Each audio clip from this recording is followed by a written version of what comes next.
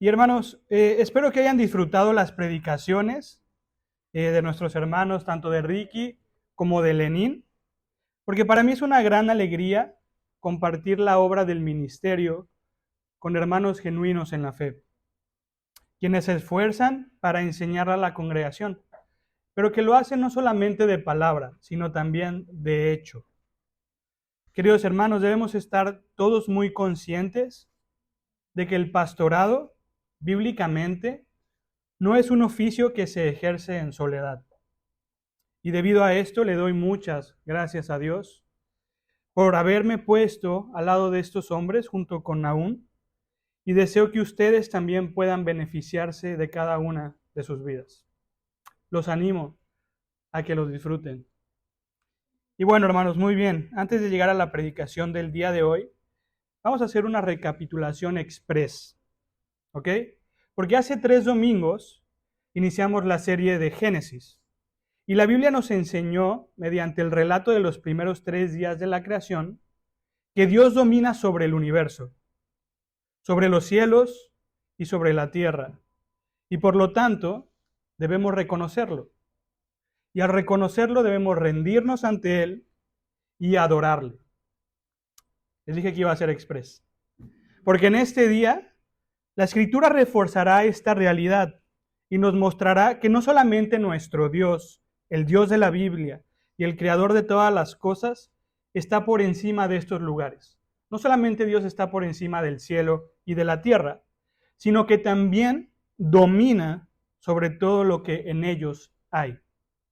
Por lo tanto, el día de hoy, en Génesis capítulo 1, versículos del 14 al 25, la Biblia nos demuestra que Dios gobierna sobre lo que existe en el espacio, en los cielos, en el mar y en la tierra. Y escuche bien, hermano. ¿Para qué? Para que tú también te sometas a Él. Vamos a ver que Dios es el creador y señor de los astros que hay en el universo. Y eso lo veremos del versículo 14 al versículo 19. También vamos a aprender que Dios es el creador y señor de los peces y de las aves. Esto lo muestra Génesis 1, capítulos del 20 al 23. Y finalmente aprenderemos que Dios es también el creador y señor de todos los animales de la tierra. Versículos 24 y 25. Hermano, le ruego que abra su Biblia conmigo en el capítulo 1 de Génesis, versículos 14 al 19. Y haciendo esto, usted y yo vamos a constatar que efectivamente Dios gobierna sobre los astros. Recuerde que leeré de la versión Nueva Biblia de las Américas. Por lo tanto, si lo veo un poco diferente, a la próxima puede solicitar una Biblia o puede comprarse una Biblia versión Nueva Biblia de las Américas. Tenemos algunas en la oficina. Hermano, si usted ya está ahí, siga la lectura con sus ojos y la palabra del Señor dice así. Entonces dijo Dios, haya lumbreras en la expansión de los cielos para separar el día de la noche, y sean para señales y para estaciones, y para días y para años, y sean por luminarias en la expansión de los cielos para alumbrar sobre la tierra, y así fue. Dios hizo las 2 grandes lumbreras, la lumbrera mayor para dominio del día y la lumbrera menor para dominio de la noche. Hizo también las estrellas. Dios las puso en la expansión de los cielos para alumbrar sobre la tierra, y para dominar el día y la noche, y para separar la luz de las tinieblas. Y Dios vio que era bueno, y fue la tarde, y fue la mañana, el 4º día.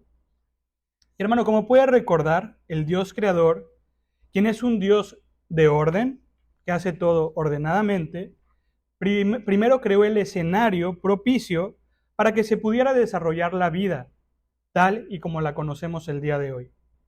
En el día 1, Dios creó el espacio en general y también creó la luz. Y hoy en la mañana estaba en la oficina y me encontré a la hermana Mary haciendo las manualidades para los pequeños. Y me dio mucho gusto ver que estaba haciendo, no sé cómo llamar esto, es como una especie de,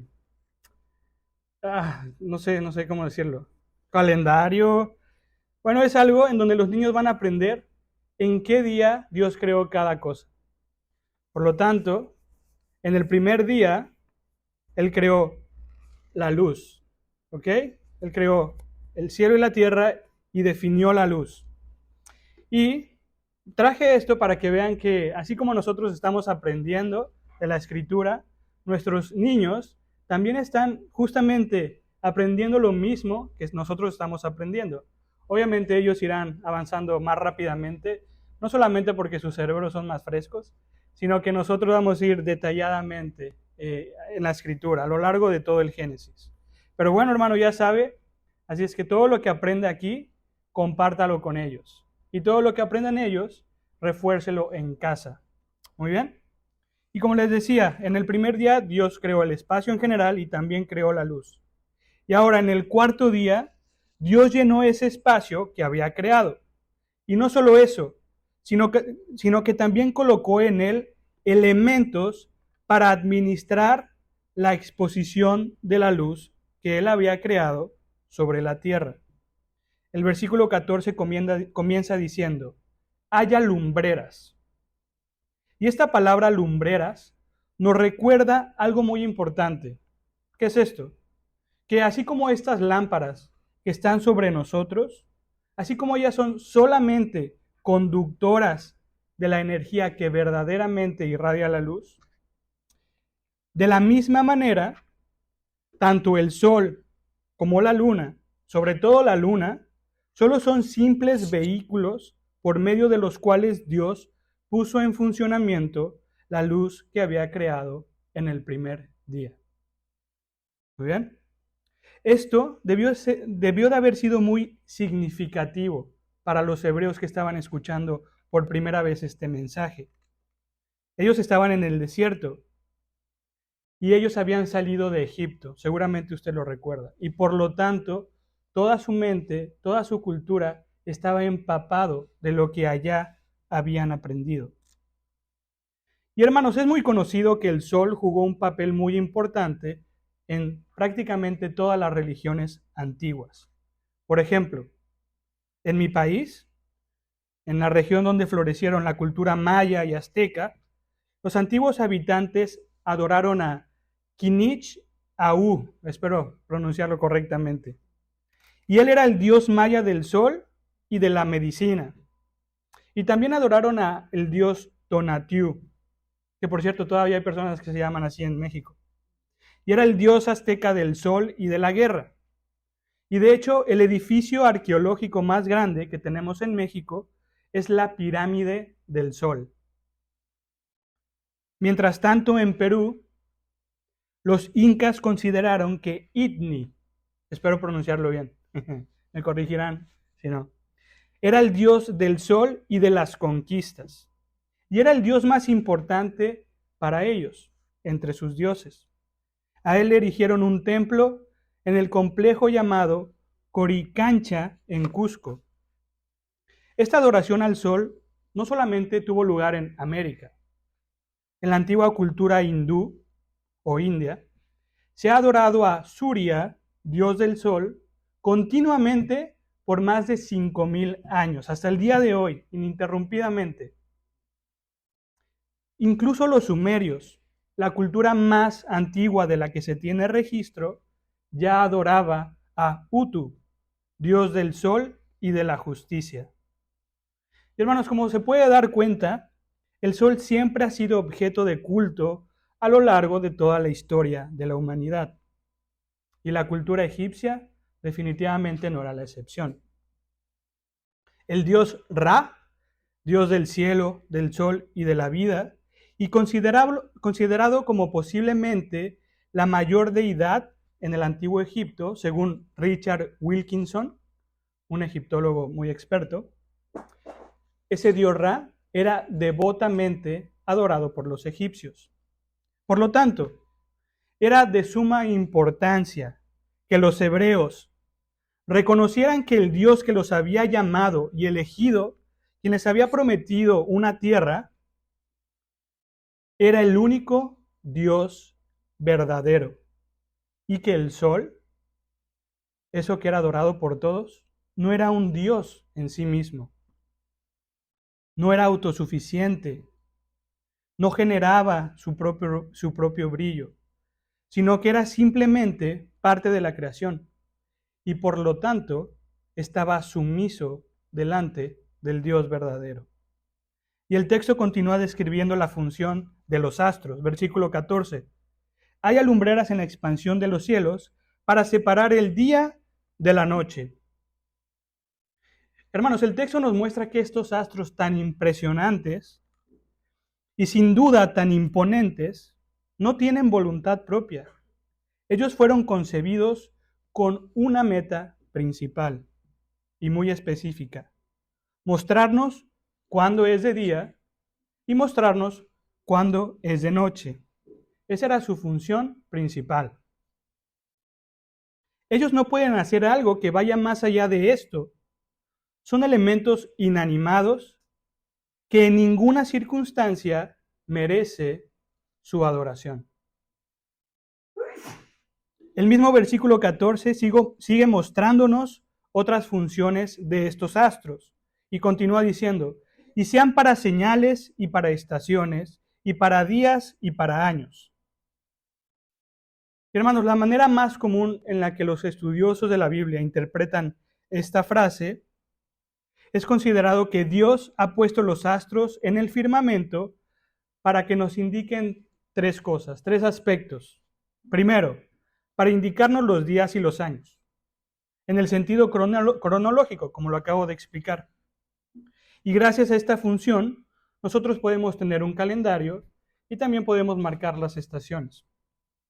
Pero en segundo lugar, también los astros nos indican temporadas festivas. Y usted puede decir, ¿cómo? ¿Cómo temporadas festivas? Bueno, por ejemplo, apenas el fin de semana pasado acabamos de celebrar la Semana Santa. Y como usted lo debe de saber, esta festividad no siempre cae en la misma fecha del calendario. ¿Por qué? Bueno, porque esto se debe a que esta festividad se calcula con base en el calendario lunar.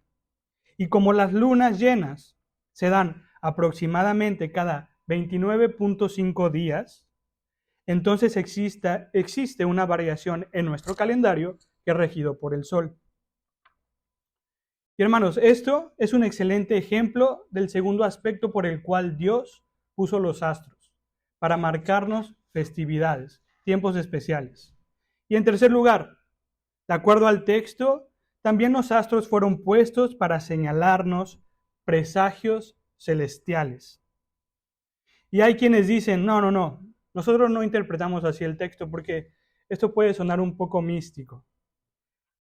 No obstante, la Biblia registra acontecimientos que fueron señalados por fenómenos astronómicos.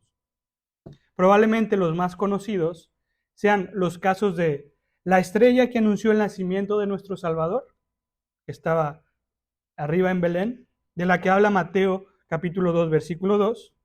Y también otra señal muy conocida es la oscuridad que hubo en la muerte de nuestro Salvador, registrada en Mateo 27, 45, lo cual posiblemente pudo haber sido generada por un eclipse.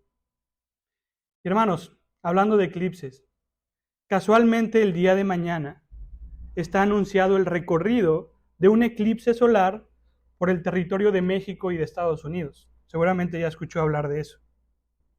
De acuerdo con muchos, será un evento astronómico de mucha importancia. El último que hubo fue en el año 91.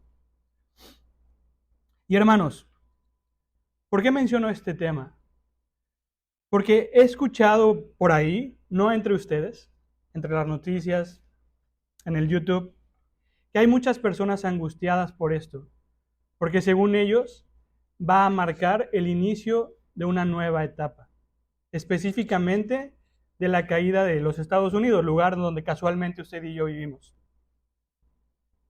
Y no me gustaría bajo ninguna circunstancia que alguno de ustedes estuviera angustiado el día de mañana o hoy o la próxima semana a causa de este evento natural.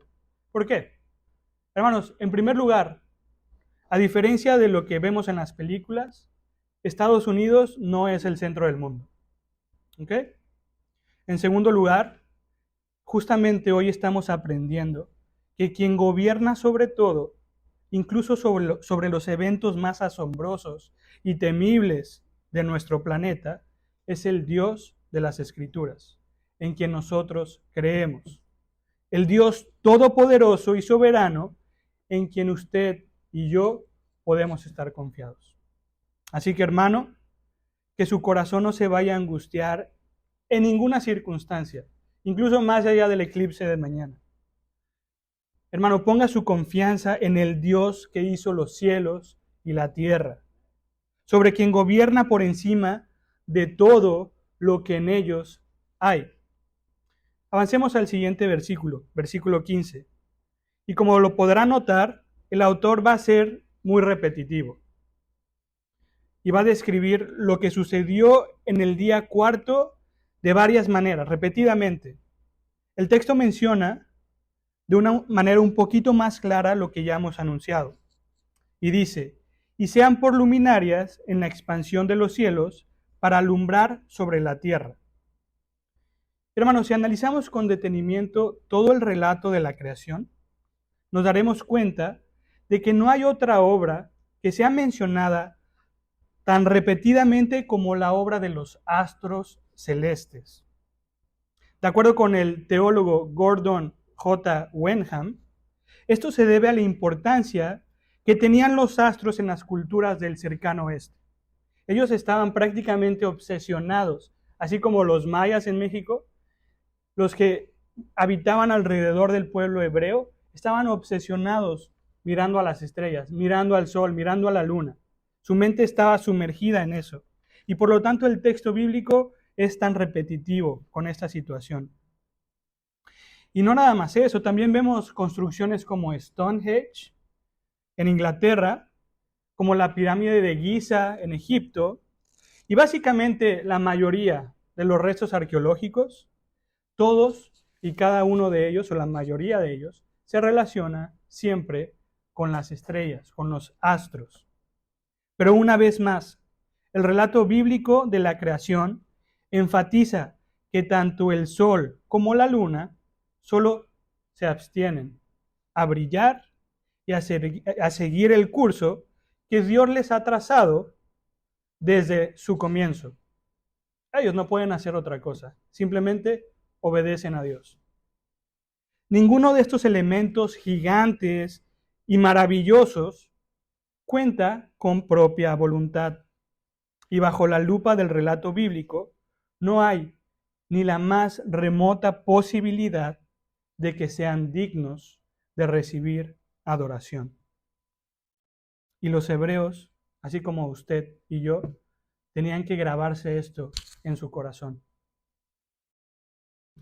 La frase con la que cierra el versículo 15, y así fue, una vez más enfatiza el poderío de Dios, quien crea por medio de su palabra. Él dijo, y la estrella más grande de nuestra galaxia fue. Versículo 16. Dios hizo las dos grandes lumbreras, la lumbrera mayor para dominio del día y la lumbrera menor para dominio de la noche. Hizo también las estrellas. Hermanos, en este versículo hay un par de puntos importantes que vale la pena mencionar. Primero, el primer punto. El autor, que por cierto fue inspirado por el Espíritu Santo, no utilizó los nombres que los hebreos normalmente utilizaban para llamar al sol y a la luna. De acuerdo con Wenham, esto se debe a que las palabras hebreas Shamesh, usada para nombrar al sol, y Yarea, para nombrar a la luna, eran muy parecidas a los nombres que los sumerios le habían dado a los dioses del sol y la luna. ¿Recuerda que le había mencionado al dios Utu de los sumerios? Bueno, resulta que con el pasar del tiempo, los sumerios le cambiaron de nombre a ese dios y pasó de ser Utu a ser Shamash, algo muy parecido a Shemesh. Y debido a esto, debido a estas similitudes, el autor dijo, no, el Espíritu Santo no permitió que bajo ningún motivo se confundiera la obra de Dios con dioses paganos. Otra cosa que vale la pena resaltar es el hecho de que el resto de las estrellas, de las que se nos ha enseñado que son millones de millones incalculables, solo se les menciona muy brevemente en el versículo 16, como si se trataran de una forma de algo decorativo, algo de segundo plano. El texto lo menciona como si fuera cualquier cosa. Al momento de considerar, y uno puede decirse, bueno, ¿por qué si son tantas las estrellas, si son millones de millones? La Biblia lo habla así, tan poquito, así solamente como de refilón, como decimos en México. Y bueno, esto se entiende de la siguiente manera. Porque al momento de considerar que en la antigüedad solían creer firmemente que esas estrellas determinaban el destino de los hombres, se vuelve comprensible que la estrategia del autor haya sido tomarlas en cuenta como algo secundario, para robarles cualquier tipo de protagonismo.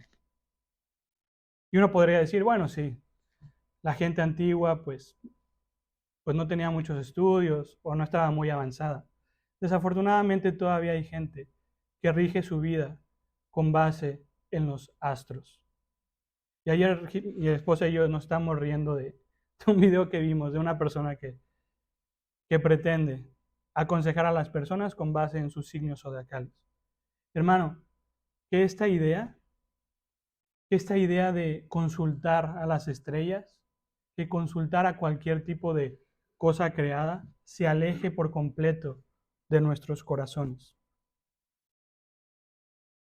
Hermanos, la astrología, no astronomía, la astrología, es una afrenta directa contra el Señor de las Escrituras. Porque nuestra vida no está en manos de las estrellas, sino en manos del Dios vivo y verdadero. Los versículos 17 y 18 recalcan nuevamente que, y dice, Dios las puso en la expansión de los cielos para alumbrar sobre la tierra y para dominar el día y la noche y para separar la luz de las tinieblas. Les avisé que iba a ser repetitivo, pero es necesario que lo leamos una y otra vez. Y una vez más observamos que los cuerpos celestes son dependientes, totalmente dependientes del Creador y funcionales. Ahora, creo que es un buen momento para hacer una reflexión de lo que está sucediendo en nuestros días. Porque definitivamente nosotros no somos adoradores del sol, o al menos no he conocido uno hasta ahorita. Pero sin duda alguna, seguimos siendo humanos como ellos, pecadores como ellos, máquinas de ídolos, como lo diría Juan Calvino. Y le hago una pregunta. ¿Cuál sería entonces, cuál es, más que nada, el equivalente a las estrellas en su día a día? Yo creo que hay muchas cosas. Cada quien puede tener su ídolo. Pero déjeme enfocarme en uno muy específico, que tiene que ver con la cultura del país en donde estamos. Y me refiero al materialismo. Probablemente nosotros no estamos tentados a poner nuestra esperanza en los objetos que están en el universo, o sea, ahí arriba, pero innegablemente estamos tentados o incluso hemos ya caído en una corriente de vida que nos lleva a depender de las cosas inanimadas que poseemos.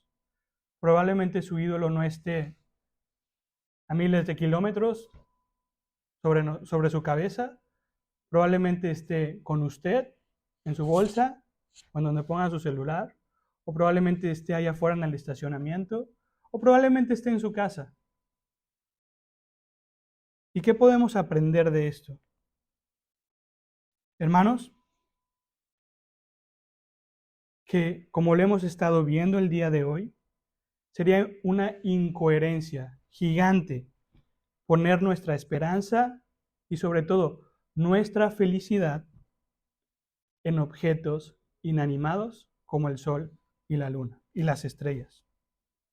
Por lo tanto, que su felicidad dependa de tener o no tener, o sea, si su fidelidad depende de tener o no tener una casa, un carro, cierta marca de ropa o ciertos productos, es lo mismo que caer en el pecado, en el error en el que estaban todos los que ya hemos mencionado. Hermanos, pueblo del Señor, de la misma manera en la que los israelitas debían abandonar este tipo de conductas antes de entrar a su tierra prometida, así usted y yo debemos abandonar la mente del mundo, pues estamos esperando una mejor promesa, la Jerusalén celestial. El versículo 18 cierra con una verdad sumamente relevante y dice, y Dios vio que era bueno. Todo lo hecho por nuestro Señor es perfecto y los maravillosos cuerpos celestes, con esa vastedad que los caracteriza, con su inmensidad y con su extrema belleza, son un reflejo fidedigno de quien es nuestro Señor. Y al considerar esto, podemos entonces adorar al Creador, así como lo hacía David en el Salmo 19, que dice, los cielos proclaman la gloria de Dios y el firmamento anuncia la obra de sus manos. Versículo 19, y fue la tarde y fue la mañana el cuarto día. Pasemos a la segunda parte del mensaje. Pues habiendo constatado que Dios es el Creador y el Señor de los astros, conozcamos un área más de su gobierno. Acompáñame a leer Génesis capítulo 1, del versículo 20 al 23, para descubrir que Dios también es el hacedor y el amo de lo que habita en las aguas y de lo que vuela sobre la tierra.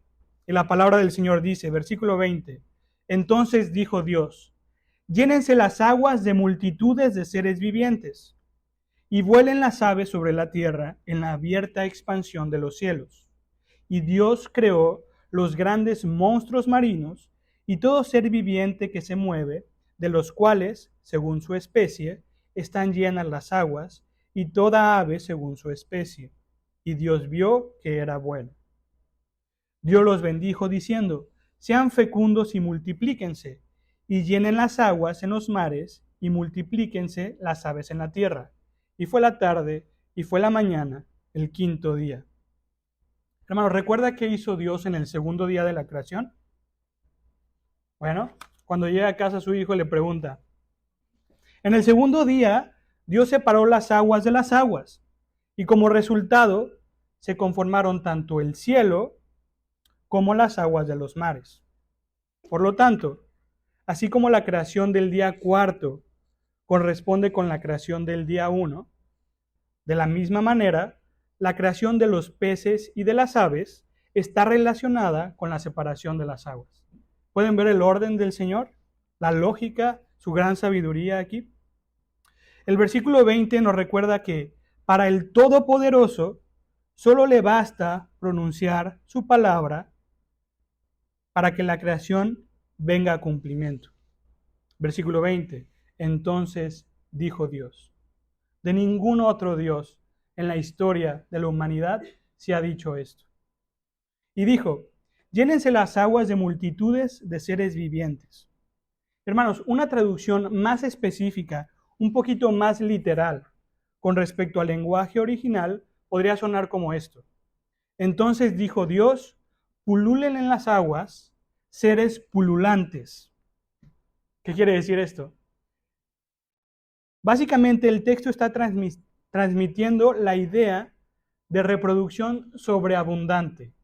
Imagínense, pululen en las aguas seres pululantes. Hermanos, los seres vivientes acuáticos debían de llenar la vastedad del mar. Sabemos que nuestro planeta, no sé qué porcentaje exactamente, pero es mayormente agua. Y bueno, los peces del mar debían de llenar todo ese porcentaje. Y habían sido capacitados para llevar a cabo dicha tarea monumental. Esto, una vez más, nos hace pensar en la grandeza de nuestro Creador. Hermanos, por más inteligente que sea la relativamente nueva Tesla Cybertruck, ella nunca se va a poder reproducir a sí misma. Hermanos, la obra de Dios es incomparable. La obra del hombre resulta ridícula al contrastarla con la del Creador. ¿Cómo puede ser entonces posible que lleguemos a creer que podemos ser autosuficientes? ¿Cómo nos atrevemos a permitir que en nuestras vidas haya momentos en los que actuemos como si pudiéramos decirle a Dios: espera, quédate en este lugar, no te metas en mi vida, tú no sabes qué es lo mejor para mí? Pero regresando al texto, hermanos, esta abundancia no solo fue manifestada en las aguas, sino también en las criaturas que tienen la capacidad de volar sobre la tierra. El versículo 20 continúa diciendo: y vuelen las aves sobre la tierra en la abierta expansión de los cielos. Y cabe aclarar que en las Sagradas Escrituras no vemos tal cosa como un proceso en el que una molécula se convierte en un pez y que ese pez muta a un anfibio y que ese anfibio se despierta un día y descubre que ya se había transformado en un mamífero o en una especie voladora. No, hermanos. De acuerdo con la revelación de Dios en las Escrituras, los peces y las aves fueron creados en el mismo día, desde su inicio. Y desde su comienzo, cada una de estas criaturas poseía una especie particular y bien definida. Probablemente los hebreos que iban a entrar a la tierra prometida no batallaban con el naturalismo con el que usted y yo fuimos formados. Pero hermanos, dése cuenta cómo el texto bíblico, que es la verdad y que nunca cambia, que siempre estará presente, porque las generaciones pasan y pasan y tienen sus problemas cada una, pero la palabra de Dios se mantiene firme.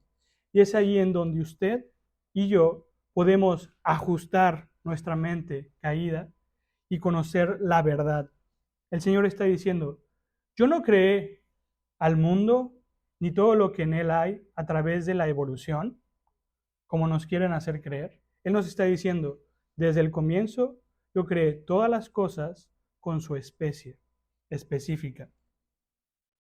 Y el versículo 21 continúa diciendo: y Dios creó los grandes monstruos marinos. Y lo cierto es que esta frase nos puede generar algunas dudas. En primer lugar, ¿a qué se referirá la Escritura con grandes monstruos marinos? Bueno, definitivamente puede estar haciendo referencia a animales muy grandes que usted y yo conocemos, como las ballenas, que por cierto, la ballena azul es el animal más grande del mundo, o también puede hacer referencia a animales como orcas, tiburones, calamares gigantes. Ayer Naún y yo estamos hablando de cocodrilos grandes, e incluso serpientes como la anaconda, como esa película que me asustó cuando era pequeño. Y bueno, sí, esta podría ser la explicación más lógica y natural del término monstruo marino. Sin embargo, la Biblia también registra la existencia de un ser acuático impresionante. Escuche solo un extracto de la descripción que el Señor mismo hace de una criatura llamada Leviatán. ¿Ha usted escuchado hablar de esa criatura? Bueno, escuche, el Señor la está describiendo en Job capítulo 41, versículos del 12 al 18, y dice: cuanto existe debajo de todo el cielo es mío. Y este es Dios hablando de sí mismo. Versículo 12. No dejaré de hablar de sus miembros, refiriéndose a Leviatán, Y escuche, ni de su gran poder, ni de su agraciada figura. ¿Quién lo desnudará de su armadura exterior? ¿Qué penetrará su doble malla? ¿Quién abrirá las puertas de sus fauces? Alrededor de sus dientes hay terror. Sus fuertes escamas son su orgullo, cerradas como con apretado sello.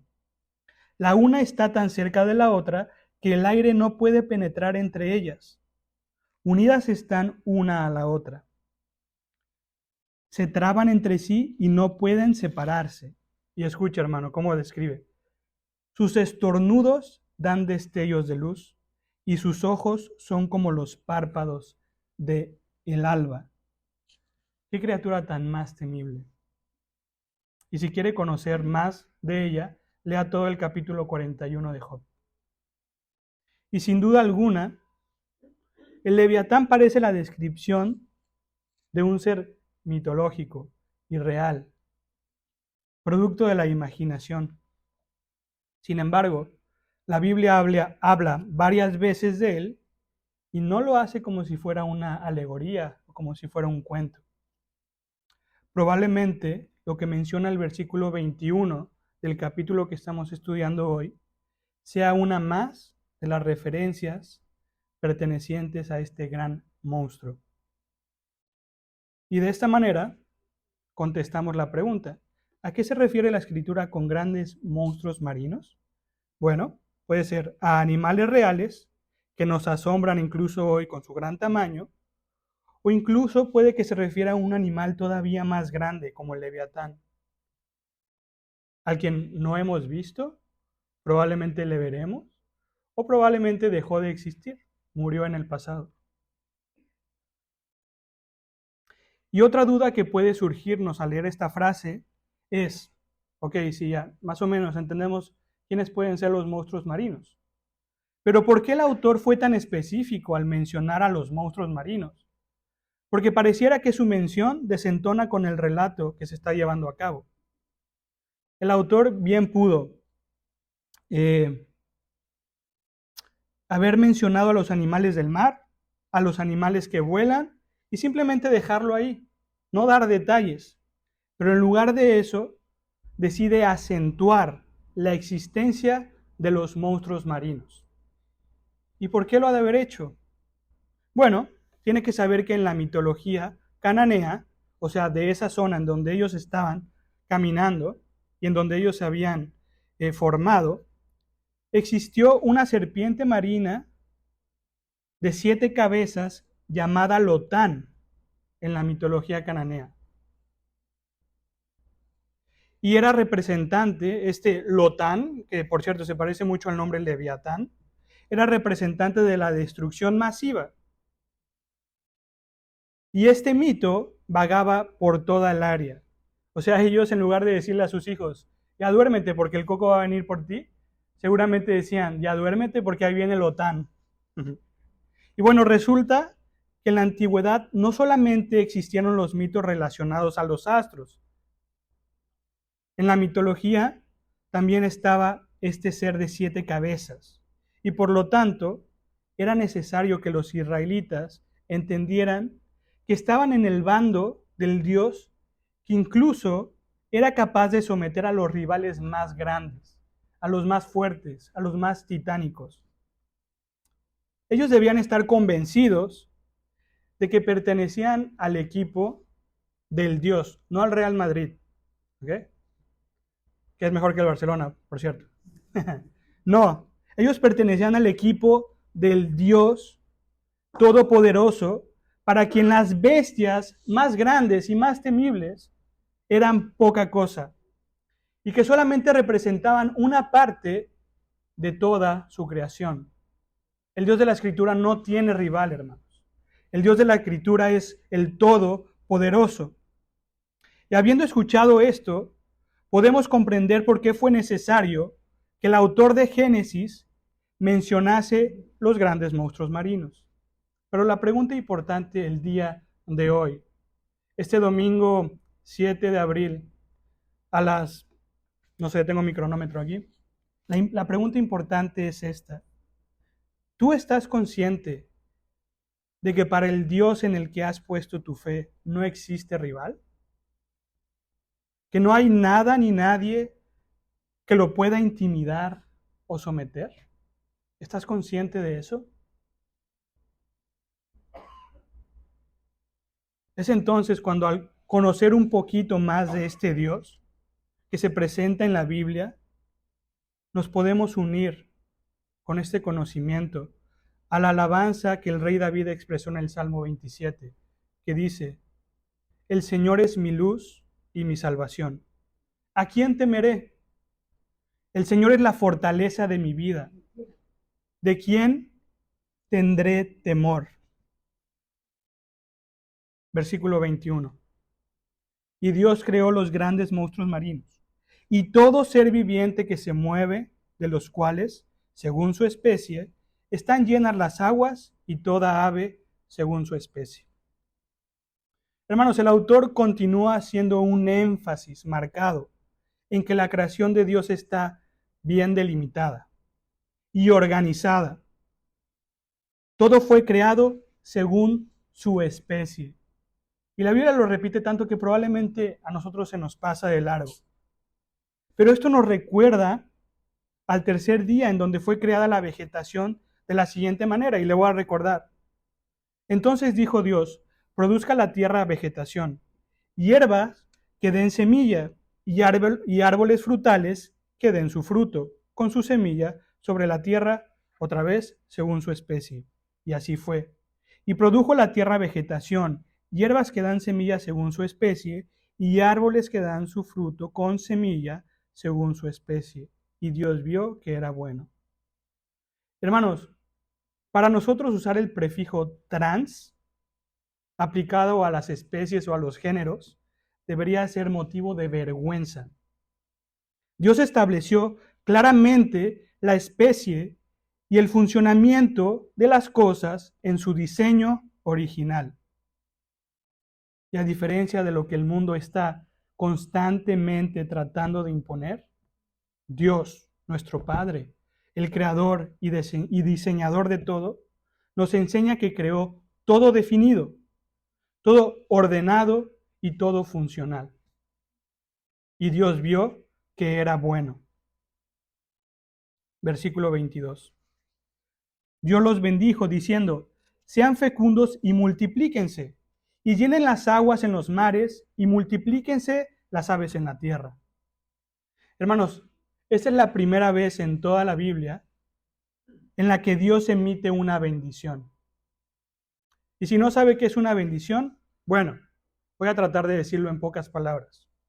Una bendición puede entenderse como la pronunciación del deseo de que alguien alcance un éxito esperado. Lo repito, una bendición puede definirse como la pronunciación del deseo de que alguien alcance un éxito esperado. Yo creo que uno de los pasajes bíblicos más populares en donde podemos ver este tipo de bendición se encuentra en Génesis capítulo 27, cuando Isaac bendice a Jacob. Espero que recuerde ese pasaje. Porque en ese pasaje podemos notar cómo Isaac deseaba que su primogénito disfrutara de las riquezas de la tierra y del principado entre todas las naciones. Y haciendo un recuento histórico acerca de esta bendición que pronunció Isaac, podemos notar que solo tuvo un cumplimiento parcial, momentáneo, en el reinado de Salomón. Pero con la bendición de Dios no sucede lo mismo. Él bendijo a los animales para que fueran fructíferos. Y en la misma bendición estuvo el cumplimiento, pues los capacitó para la tarea, y desde ese momento así ha sido a lo largo de todas las edades. Una vez más, y hermanos, esto se les debe de grabar en el corazón. Si Dios lo dice, se hace. Quiero aprovechar para traer a colación una bendición que Dios nos ha dado a sus hijos. Acompáñeme, por favor, a Efesios capítulo 1, versículos del 3 al 6. Hermano, abra su Biblia en Efesios 1, versículos del 3 al 16, para que descubramos juntos cuál es esta bendición. Y justamente mencionábamos Ricky mencionaba este versículo en la clase de esta mañana, que se trató acerca de la salvación. Efesios 1, del 3 al 6, dice: Bendito sea el Dios y Padre de nuestro Señor Jesucristo, que nos ha bendecido con toda bendición espiritual en los lugares celestiales en Cristo, porque Dios nos escogió en Cristo antes de la fundación del mundo, para que fuéramos santos y sin mancha delante de Él. En amor nos predestinó para adopción como hijos para sí mediante Jesucristo, conforme a la buena intención de su voluntad, para alabanza de la gloria de su gracia, que gratuitamente ha impartido sobre nosotros en el amado. En Él tenemos redención mediante su sangre, el perdón de nuestros pecados según las riquezas de su gracia. Persona que estás aquí el día de hoy, si tú todavía no has recibido esta bendición, te invito a que te acerques en arrepentimiento de tus pecados al Dios, a tu Creador, por medio de la fe en Jesucristo. Y podemos estar seguros de esto, de que así como hoy el mar está repleto de peces, y así como las aves no han dejado de surcar los cielos, de la misma manera, todos sus elegidos tenemos redención mediante su sangre y el perdón de nuestros pecados según las riquezas de su gracia. Acércate al Creador y ríndele tu vida hoy.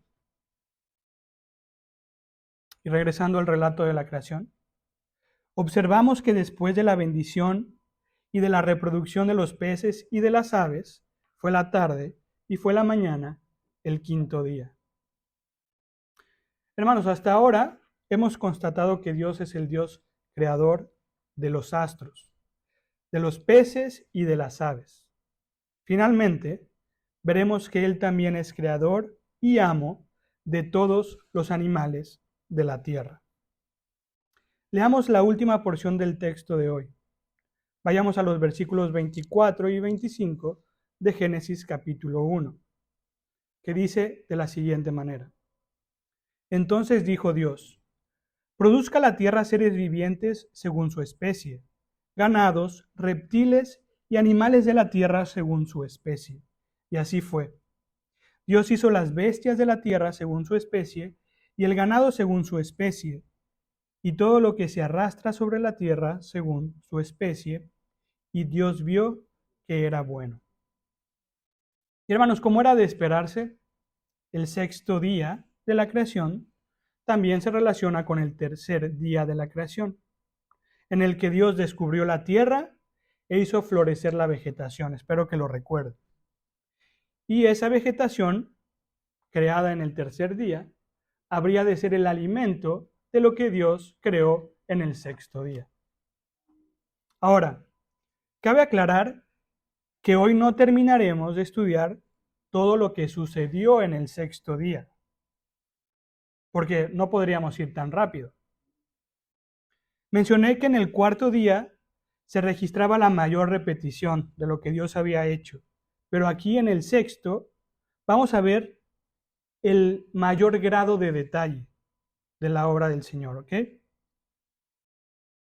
Y si el Señor lo permite, el próximo domingo analizaremos con detenimiento lo tocante a la formación del hombre, de la especie humana, lo cual, por cierto, váyase preparando, porque es el clímax de todo el relato de la creación. Mientras tanto, enfoquémonos en la creación de los animales terrestres. Versículo 24. Entonces dijo Dios: produzca la tierra seres vivientes según su especie, ganados, reptiles y animales de la tierra según su especie. Y otra vez, hermanos, como lo pudo haber notado, Dios mantuvo ese orden perfecto con el que Él hace las cosas. Y aprovecho, si alguna vez te has preguntado si la Biblia habla de dinosaurios, es justamente aquí en donde hicieron su aparición. Recordemos, hermanos, lo más natural es entender el relato bíblico de la creación de manera literal. No es de que los cristianos que estudiamos la Biblia estamos confundidos. No es de que, es que la teoría de los dinosaurios o los vestigios de los dinosaurios no encajan con el relato bíblico. No, de ninguna manera. Nosotros entendemos el relato bíblico de Génesis como literal. Y no necesitamos rascarle al texto bíblico para encontrar un periodo existente antes de Génesis 1. Si existieron los dinosaurios, estos entonces convivieron con el hombre, porque fueron creados el mismo día literal de 24 horas. Y escuche, hermanos, usted dice, el pastor ya se volvió loco. Bueno, quiero que escuche lo que dice Job nuevamente. En el capítulo 40, versículo 15. Mira a Behemoth, al cual hice como a ti, que come hierba como el buey. Su fuerza está en sus lomos, y su vigor en los músculos de su vientre. Mueve su cola como un cedro. Entretejidos están los tendones de sus muslos. Sus huesos son tubos de bronce. Sus miembros como barras de hierro. Y se ha tratado de identificar a esta criatura como un hipopótamo. Pero de algo sí somos testigos. Definitivamente el hipopótamo no tiene una cola que parezca un tronco de cedro. No sé si sabía, pero un tronco de cedro puede llegar a crecer hasta 40 metros. Más bien, el hipopótamo tiene un rabito desproporcionadamente chistoso.